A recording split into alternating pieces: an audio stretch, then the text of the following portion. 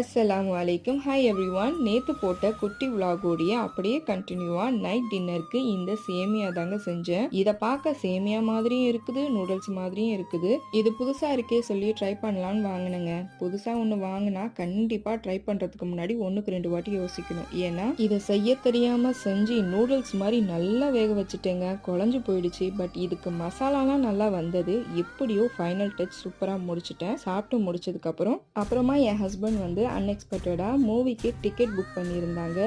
கில்லி movie rerelease பண்ணியிருக்காங்க. இந்த movie release ஆகும்போது வீட்டில் சிடி வாங்கி பார்த்த காலங்க. இப்போ என் ஹஸ்பண்ட் கூட போய் பார்த்தேன். ரொம்ப ஹாப்பியாக இருந்தது. ஃபர்ஸ்ட் டைம் இந்த மூவி பார்க்குற மாதிரி அவ்வளோ க்ரௌடாக இருந்தது நைட் டைமில்.